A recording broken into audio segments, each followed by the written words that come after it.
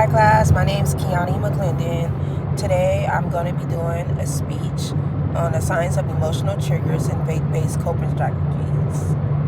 My sources are the University of Minnesota, 2011, Harvard Health Publishing, 2020, Brown, 2018, in the Holy Bible, Philippines, chapter 4, verses 6 to 7. So hi everyone, my name is Kiani McClendon, and today I'm going to talk about something we all experience but may not always understand: emotional triggers. Have you ever had a moment where something small, like a sound, comment, or even a smell, caused a sudden wave of emotions? Maybe it made you angry, anxious, or shut down. That moment likely came from an emotional trigger. And while it feels overwhelming, it's not random. It's how your brain remembers pain. Today I'll walk you through what emotional triggers are and how the brain reacts to them, and how faith-based tools can help cope and heal from these moments. What are emotional triggers, you ask? Emotional triggers are like situations and words or memories that cause intense emotion reactions. These aren't just overreactions, they often rooted in past trauma or unresolved pain.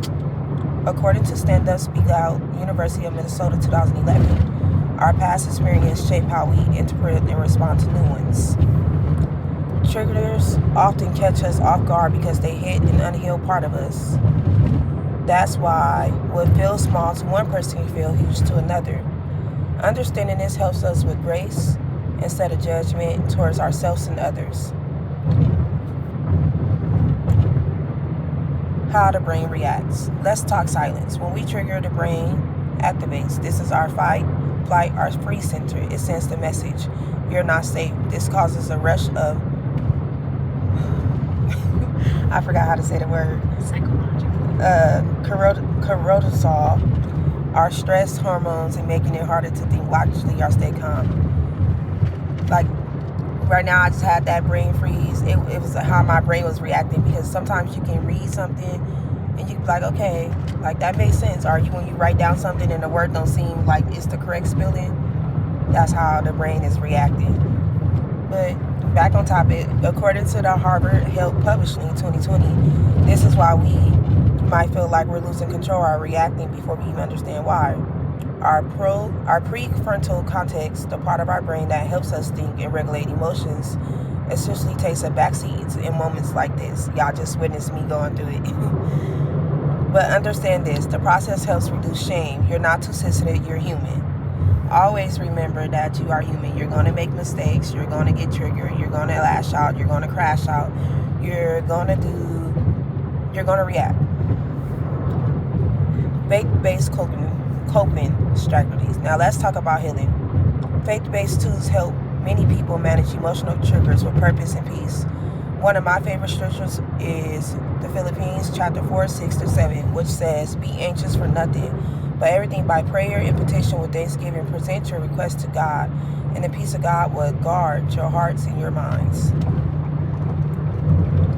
This verse is both spiritually comforting, and psychologically practical. Prayer, worship, and journaling can activate calmness, self-reflection, and grounding. I highlighted some of that earlier in my outlines about how journaling, dancing, just getting out in nature and stuff like that can help you with your healing. Self-reflection is a big part of healing, and I think a lot of people fail to realize that, because at times we tend to deflect. But when you go into reflection, you go into your moment with God and you let God really speak to you on self-reflection. You asking yourself questions like, how can I do this? Or, God, help me with this. And He'll begin to show you ways. So self-reflection and grounding, that's really, really big.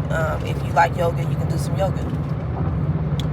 Ben Brown, 2018, also emphasized on how vulnerability and community are powerful tools for emotional healing. When we surround ourselves with people who support us spiritually, emotionally, we're reminded that healing isn't something we do alone. Healing is something that you never do alone. You can do it with a friend group. You can do it within the community. But I would say, is healing something you can do alone? Yes, it can. It's like a 50-50 thing. Nobody wants to heal alone. Nobody wants to do the work alone. No. But at the end of the day, you have to remember that you're not doing it alone. You have God by your side, and you're doing it for the best of you. In closing, emotional triggers are real, deeply rooted in both our brain chemistry and life experience, but they don't have to define how we live and who we are. By learning the science behind our emotions and applying faith-based tools like prayer, reflection, and community, we can respond with healing instead of reacting.